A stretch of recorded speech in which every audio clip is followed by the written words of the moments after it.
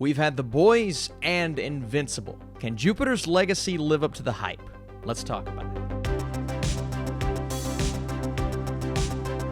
What is up, Netflix fans? Welcome back to my channel. Every weekend we're talking the brand new movie or show on Netflix. We have a few today, but we're going to start off with Jupiter's Legacy, the brand new series. I want to say thank you to Netflix for providing this series for review. This is a non-spoiler review. We may talk spoilers in a separate video if you guys would like to see it. So, let's get into it. The first generation of superheroes has kept the world safe for nearly a century. Now their children must live up to their legacy in an epic drama that spans decades and navigates the dynamics of family, power, and loyalty. Starring Ben Daniels, Leslie Bibb, Josh Duhamel, and semi-newcomer Andrew Horton, as well as Elena Kampouris. I also should mention DeKnight being at the helm here, writer-director from Spartacus and Daredevil fame. So you've got the credentials there. You have the concept of this superhero story that is slightly different than what we've seen before. I think a real detriment for the show when it comes to people who aren't the biggest superhero fans is that they're going to watch this and say, I've seen shows like it before. And that's not really something we could say about an Invincible or The Boys. Well, we've read the comics, right? But they're very different than what's been coming on screen over the past 10 to 15 years. Jupiter's Legacy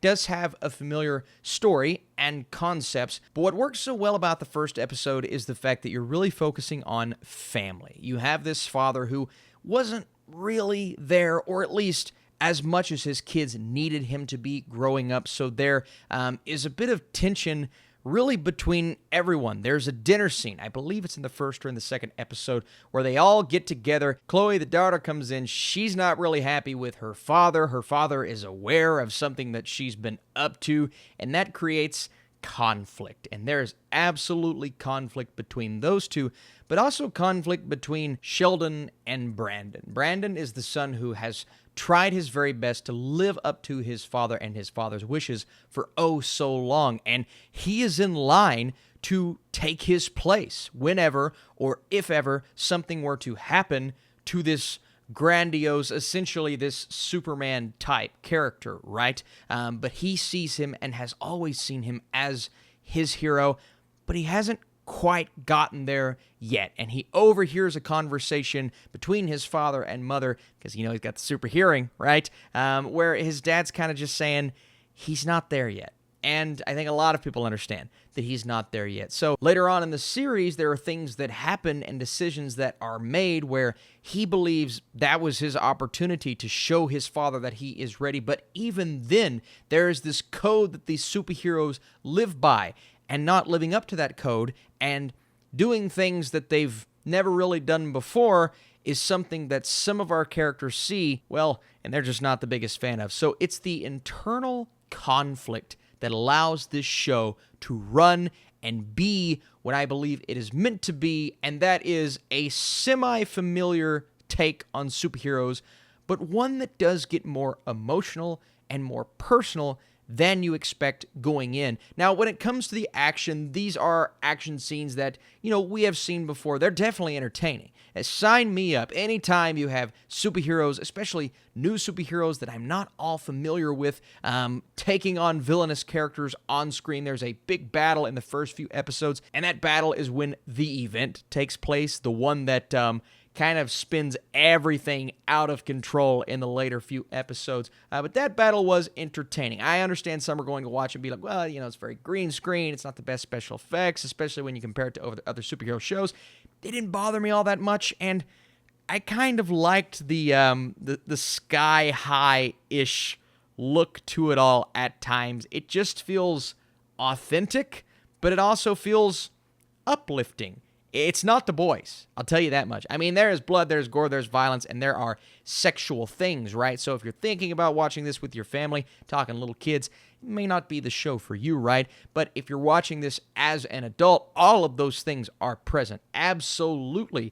But it's not as widespread in every episode as maybe you anticipate with someone like Mark Millar. And I can't believe we haven't even talked about Mark Millar and Millar world that is going to be taking over Netflix, right? All of these properties and projects, and we've seen something like The Boys on other networks, but this definitely has a very different, more magical and fantastical feel to it, because while we're getting our present-day story really between this family, but others that come in along the way, we're also flashing back to how Sheldon kind of became the superhero that we know in the first place. How did the Utopian become the Utopian? How did Lady Liberty meet the Utopian? All of these are not necessarily questions that we're begging for at the beginning of the series, but we do get a lot of flashbacks when it comes to what happened with his father, how he met his future wife, how all of these people came together and discovered their newfound powers. Now, it's all inevitably building up to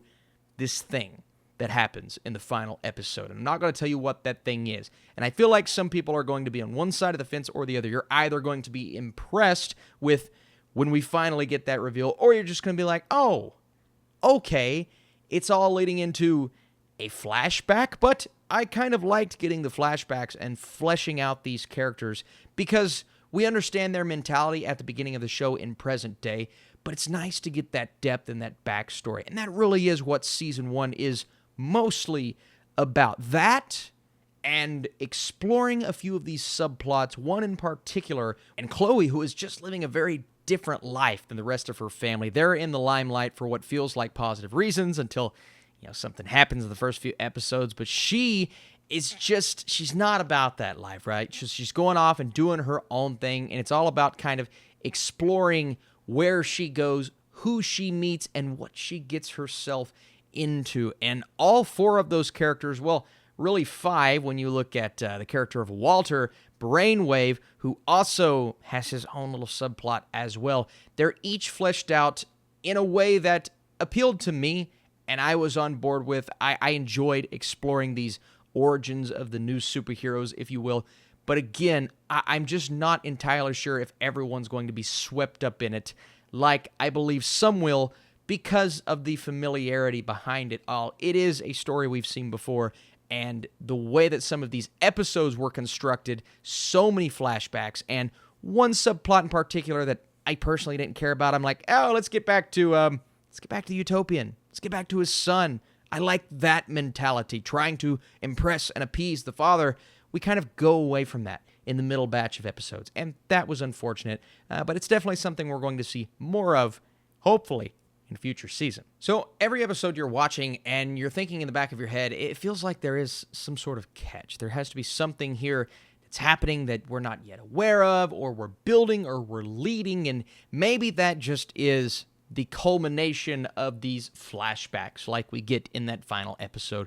Maybe that just is kind of a breakthrough between the Utopian and his kids who just, they're not entirely there with their father's parenting techniques. I also want to go back really quick to just the superhero code that they live by, or that the Utopian lives by, and almost this like political conflict there. And when I say political, I don't necessarily mean politics. I just mean the mentality toward what they're kind of fighting over internally. I liked that. It was a different element. It's something that you don't often think about when you think about superhero shows and movies, but they made it a point to make it a point while you're watching the show. And I thought that was interesting. It's definitely a nice little spin on that concept. Also, a shout out to Josh Duhamel, because a lot of this does fall on his shoulders, whether he's older with his gray hair in costume or younger prior to having certain abilities and seeing the emotion on his face during a lot of these scenes. And that's something else I want to point out, is there are a lot of scenes that are just that. It's just normal people walking around either prior to being a superhero or not being a superhero entirely, and because of that, there's a lack of action in some of the episodes, and at times, I will admit, it did start to drag for me, but again, I like the exploration, I like diving deep into that, so I was at least on board with what they were trying to bring us, if that makes sense. And again, keep using this word, it is a familiar show when it comes to just concepts in general, and it wasn't as action-packed as I think a lot of people expect it to be. I think my main issue, and really my biggest issue, other than some not-so-great special effects at times, It's just the fact that there is a lot going on here, a lot to balance, and I don't necessarily know if the plot overall is able to keep up with all of these storylines. And, you know, if they were all brilliant storylines and so well written, that would be one thing. But for me, there is a bit of a convoluted nature to a few of them, and I just wasn't as interested in this over here. I'm thinking to myself, let's go back to this father-son storyline. Why are we spending so much time with these random characters that I don't care that much about? That being said, there are some things to get excited about, and as a fan of superheroes, I'm a sucker for a show like this, and that's partially why I'm going a 65% with my score. There's definitely room for improvement, but I'm kind of excited for season 2. Josh Duhamel crushes it, and the entire cast in general is really good. Love the complexity of the family, and maybe season 2 is going to hone in and bring home that action, but it's not what I think, it's what you all think. Hey, if you enjoyed this review, be sure to drop your thumbs up and support this video down below. I would love to know what you guys think. Truly the best. Thanks so much for watching. Stay tuned for more, and I'll see you soon.